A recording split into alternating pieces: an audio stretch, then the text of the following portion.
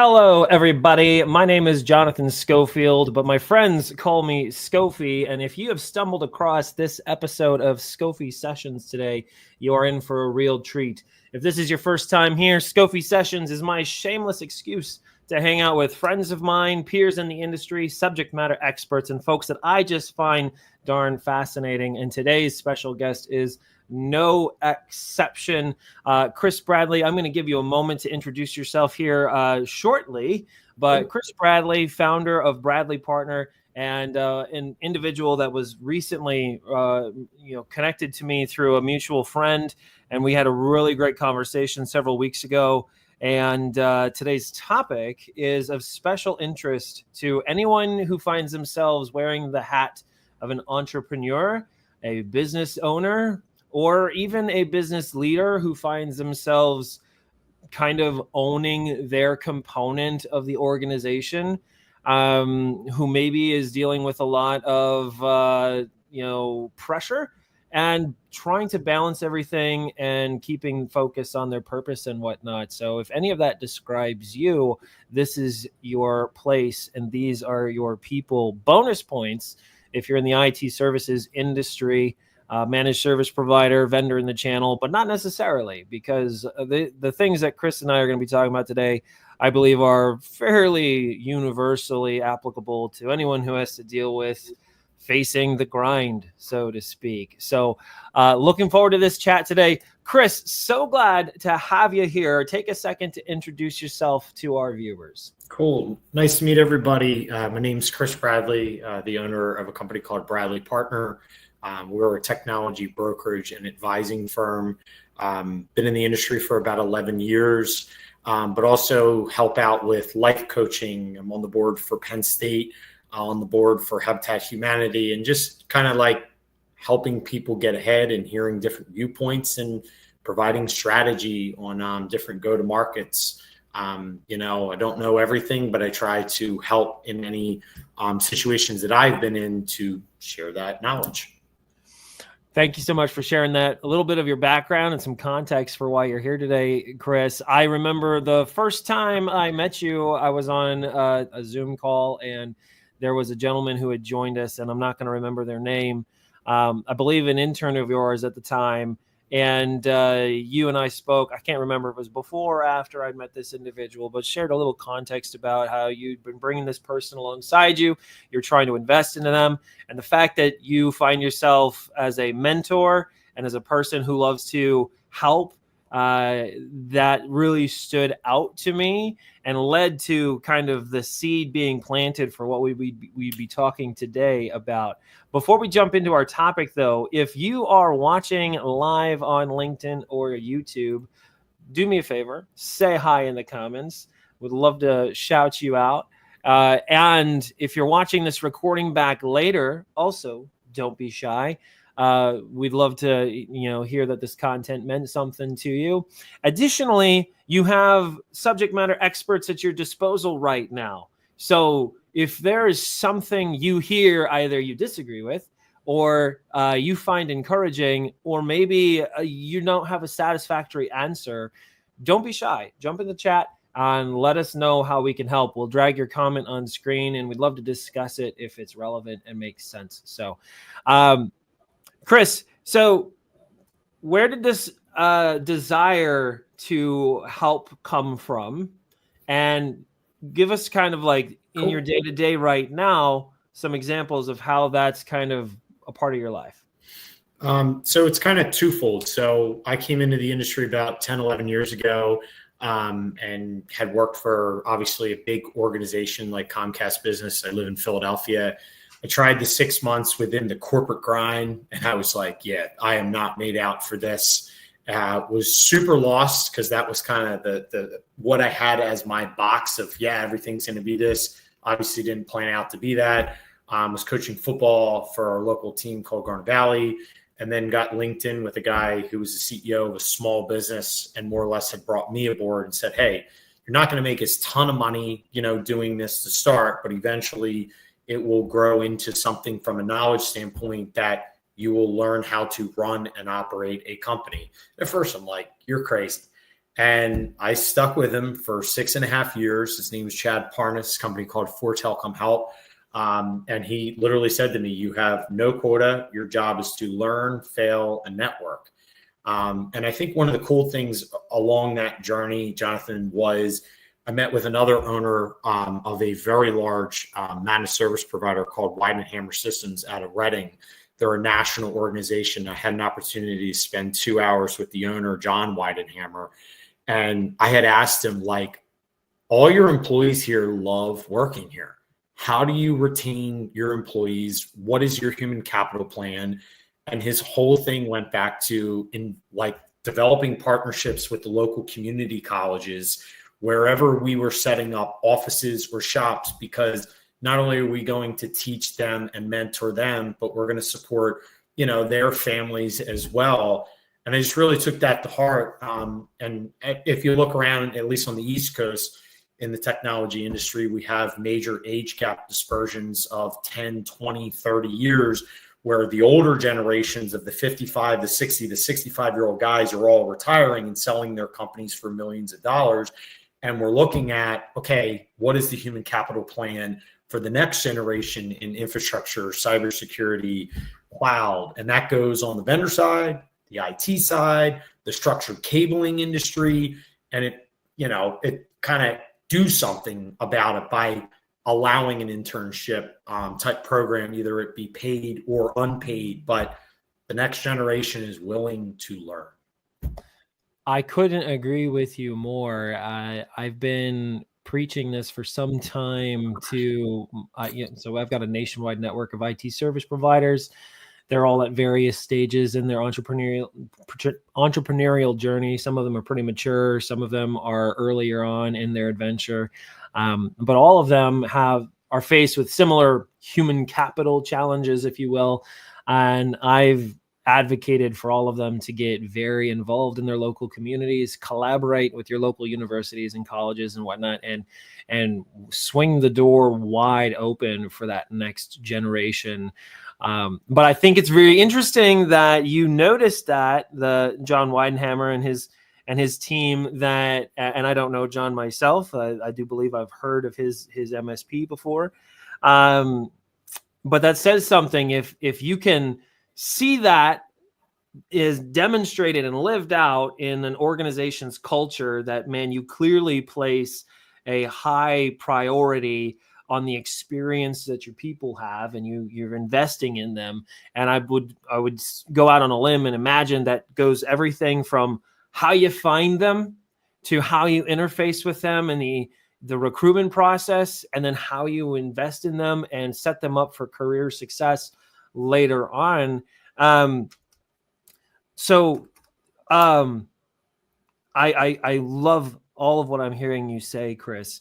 Talk to me a little bit about that entrepreneur who has no passion in their day to day. So you started Bradley Partner not terribly long ago, and you find yourself wearing a lot of hats. So you probably feel this as well.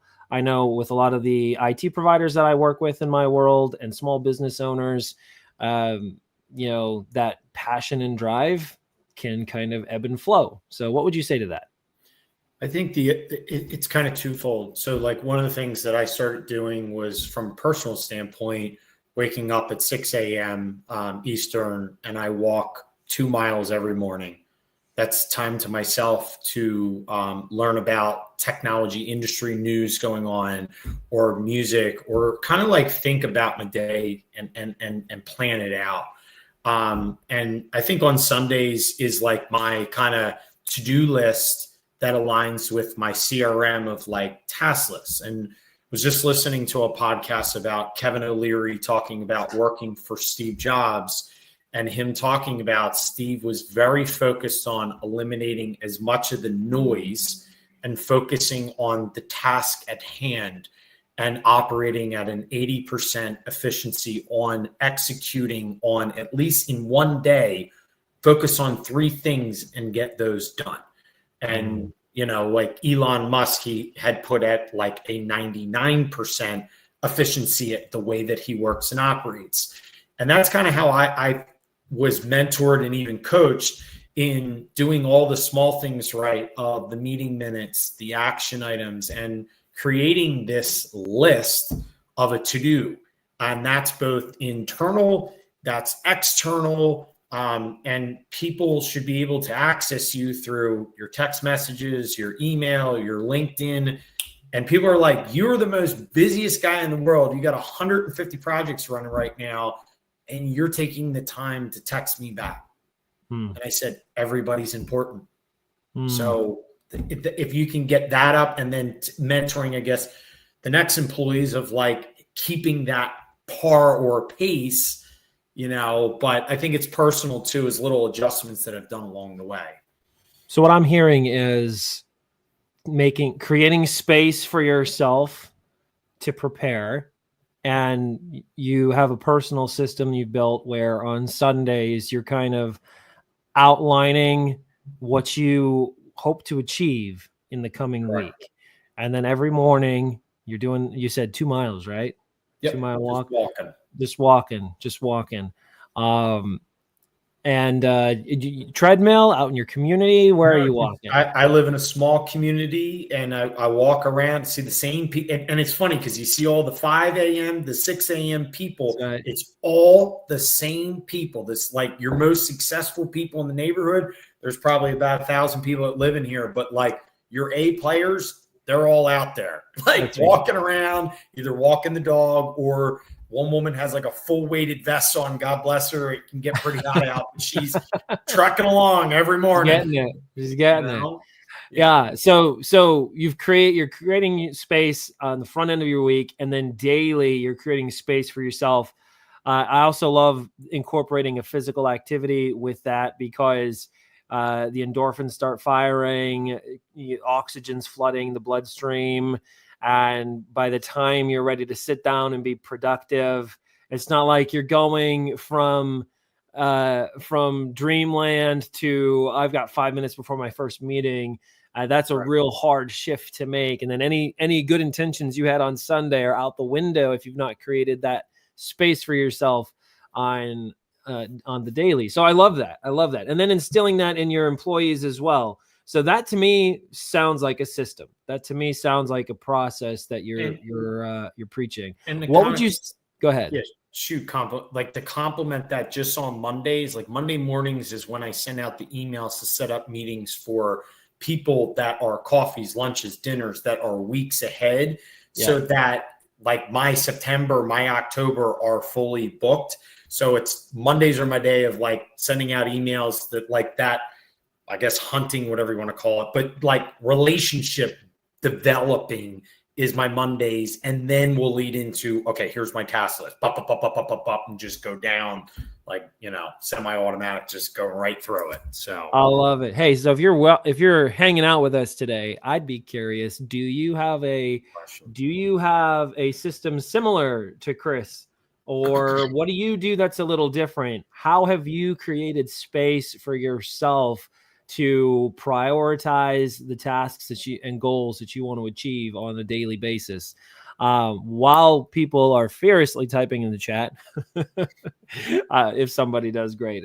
But while we're waiting for someone to respond to that, I'd love to maybe go down the existential trail just a little bit. So we're talking about some functional, practical tips for how you can create space and be productive, and get the most out of your day to day. But I'd be very curious, Chris, like that's just like focusing on, I'm on Sunday, I'm focusing through the next week.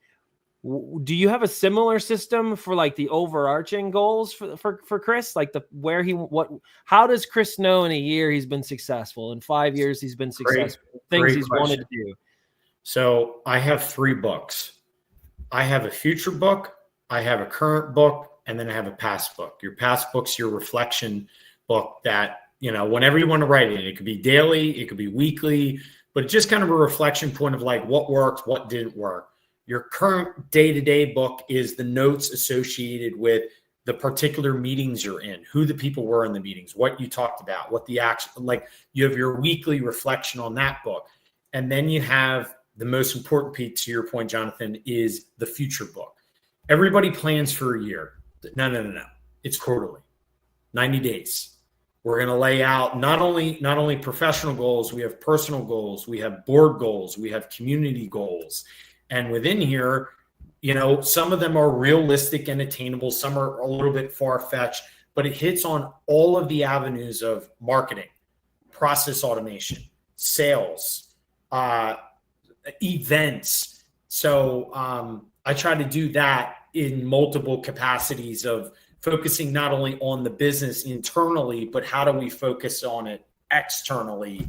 And then after those 90 days, we reflect back or along the process, start checking off boxes and adjusting, say, that didn't work, that did work. Oh, I like that. Let's carry that over because most owners do not focus on the business. And it blows my mind. They don't have a plan. You have to have a plan, an A, B, and C of what we're doing. So, right. So I think I caught 2 of the 3 books. You got your day-to-day book. You got your future book. Which one am I missing? The past reflection book. Okay. All right. So it's the reflection book is its own book. So, and when you say book, you're talking like I'm writing. Okay. Yep. I have literally 3 individual. I actually have them right here. I have individual books, and the third one's here, and they travel with me everywhere. Right. So if I'm on a plane, I got time, I'm writing in them. Ideas, it's like musicians writing music. They're just like, oh, that's good. That's a good song. At 3 a.m. Like, okay, I just write it down. Same thing with business. Right. So I would imagine you're visiting your day-to-day book daily, your future and past books. How frequently are you working with those, reviewing them? So I try to do the future book at least every week. And then same with the past book. Like sometimes I'm like, all right, I want to write more. And there was a teacher at Penn State Brandywine, and I absolutely loved her. She was an English teacher, and she had always talked about, if you're feeling it, right. If you're not, go do something else, burn that energy, then come back, zen it back, and now you're right. And I believe in that. Like if you feel like writing, write. If not, go do something else, come back to it. That's right. That's right. I love that. We got this comment from Alex here in the chat. Alex, I hope you're doing well. Maybe we can get you down for Upstate Channel Collab sometime in the next couple of months. Would love to have you come down from Charlotte way, but love some tool suggestions on better planning out my to-do list though. I've got some thoughts for you, but I'd love, Chris, for you to take a crack at that first. So right now I'm in week 13 of the business, but on the roadmap, I do have eventually a CRM that I kind of have in mind specific to our industry. But right now, utilizing Google Sheets and then Google to-do lists. And it's awesome. It's super simple to use. You structure it the way that you need it. And it's literally that task list. I used to do it in my own individual book. And then I was like, man, let me just type this out. It was like, up. And then you can check off. And then I reflect back on that at the end of the day, at the beginning of the day, during the day. So I'll kick it to Jonathan, whatever you got on your. Before I give my thoughts, I'm just curious. Have you connected ChatGPT to your Google Sheet yet? That would be next up that I didn't even know you could do. I think you can. I think that's fairly recent. Okay. So like the conversational component of AI, I have found really interesting for like day-to-day planning. I have not mastered this yet or fully baked it into my routine, but occasionally when I know I've got a ton of stuff that I have to organize and prioritize for any given week, I might pull up ChatGPT and just, have a conversation with it and say, here's the things in my head right now. Help me organize and prioritize them into a list. And literally you can encourage it to ask you questions, like be like an assistant that needs clarity on things and ask me questions about the things I'm telling you so we can come up with a game plan. It's been a very interesting exercise, but I think it can connect with your Google Sheet. So, and I think it's funny that you say that too, because this too folds, Alex, into kind of your comment. Like even watching people write emails, of what needs to be done, they put it in like these paragraph forms, and I'm like, no, just bullet point it. Like keep it simple as if they're a 5-year-old, because your attention is pulled in so many different directions that bullet pointed out of what the task list is to the team, and then even listing what needs to be done, you know? Yeah. And so I'm going to take a crack at your, but real fast, AI has its place. Hallucination can be a little funky at times. You're absolutely right. That's why I would say don't leverage AI as like your primary tool for that. Maybe as like a supplement to what you're doing. But here's what I would say to the tool suggestions. The tool that you should use is the tool that you will use, if that makes any sense. So when it comes to like CRM, for example, you mentioned, Chris, I'm actually a certified HubSpot partner, and we resell it and we implement it for our partners and customers all the time. But that's not necessarily because I think HubSpot's the best. It's just where I hung my hat, and it's what I spend so much of my time doing. So I do it for my partners too. But when I'm on the topic of CRM and task management and deal flow management, all this other stuff, I say like it's very much like a treadmill or like a piece of exercise equipment. You know, that you could get $100 treadmill from Walmart or a $2,500 Peloton, and the one that you will discipline yourself to get out of bed and use in the morning is the one that you should use. Is there reasons to get a Peloton over $100 one? Sure. Are there athletes who are high functioning and high performing athletes with, model health and wellness profiles that use not the top of the line stuff? Sure. Are there obese and dying people with Pelotons in their other room? Yeah. So CRM and task management tools, whatever you find that you'll discipline yourself to use.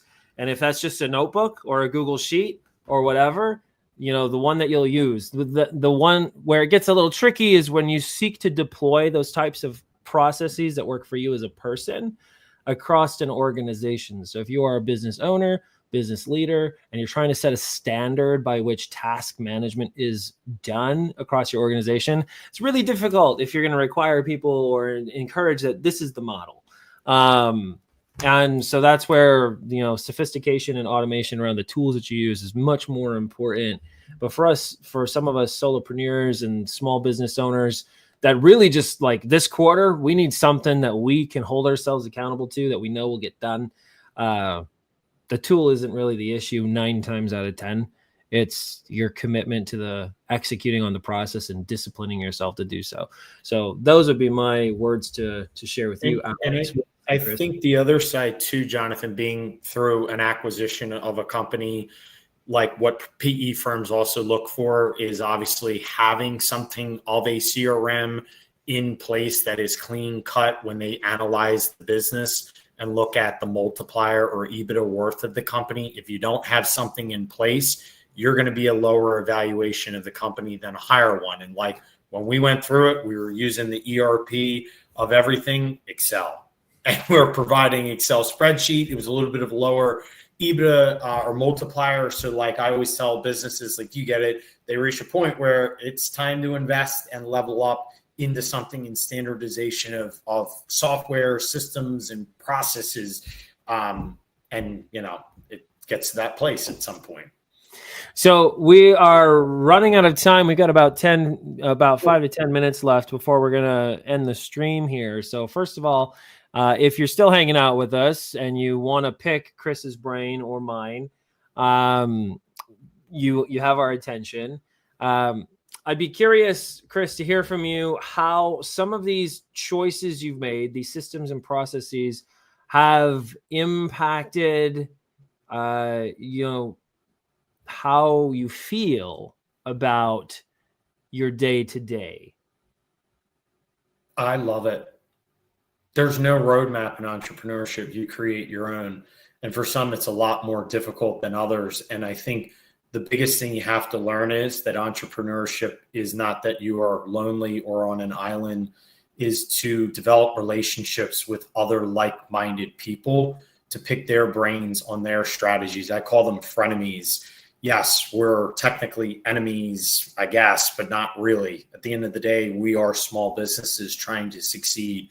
We are 94% of the United States makeup. So, I look at every day as an opportunity to do something new and also seek discomfort by going into other networking events or lanes, and even kind of educating some of the graduates coming out of Penn State and all the other universities in Philadelphia, is identifying a specific event, but doing your research ahead of time of 3 individuals that are going to be there, linking in with them, meeting up with them, following up with them.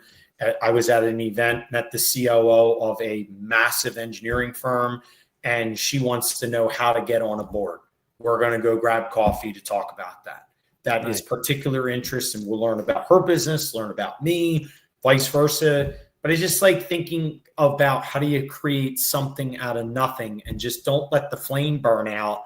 Keep it going. Like you're on to something. Yeah. So, I mean, as we kind of like tie it all together, something out of nothing, owning your day to day, the bullets that we dropped on here, liberating the empty entrepreneur, passion in your everyday, finding your guide. What you just shared just now, and it really kind of, I think, touches on that last bullet, finding your guide. And you may have multiple guides. If you find yourself empty as an entrepreneur, there's a multitude of reasons why you may feel that way. You might feel that way because you don't know your purpose. And we can't answer that for you in 5 minutes, but I would say you probably are more intimately familiar with the thing that you care about than you realize.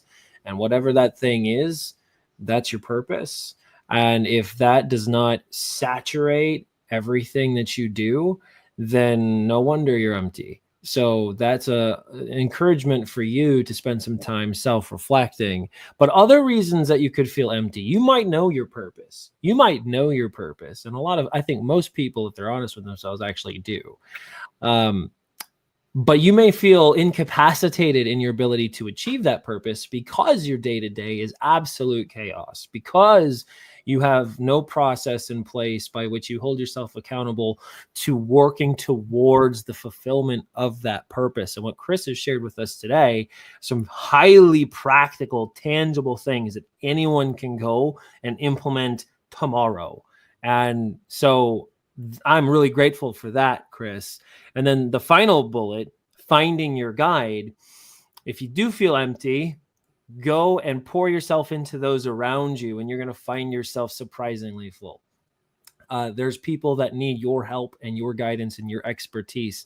And guess what? What goes around comes around. So find somebody struggling, try and lift them up, and you will be shocked and amazed at how suddenly you feeling a little full yourself. Any thoughts on that, Chris? Absolutely, hit it on the head, and give them access to you 24/7, 7 days a week. I give out my personal cell phone to other owners and even clients. I'm like, I'm here 7 days a week. You want to talk? You want to chat? If it's not even business, it's personal. Cool. Pick up the phone and call. You got a line, you don't need to be on that lonely island. That is not a fun place to be. And, let's put together a plan and put some steps in there and start stepping, get going in the right direction. I don't know. So, yeah, I mean, I love that you make yourself that available. There may be some level of balance that people need to place in there, but the general idea of be approachable, be accessible. I know I have some peers that I know that have placed barriers between themselves and the folks that could benefit most from interacting with them, whether they be logistical barriers, communication barriers, and access to those individuals is difficult. And I can think of specific examples where those individuals who have kind of gated themselves have missed out on opportunities by putting friction between them and those that would get the most value out of interacting with them. And so don't do that. Definitely don't do that. Okay.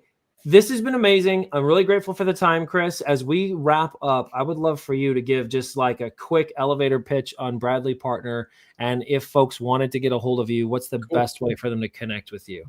So Bradley Partner is obviously a technology brokerage advising firm, and we just focus on adding value in whatever problem we're trying to solve.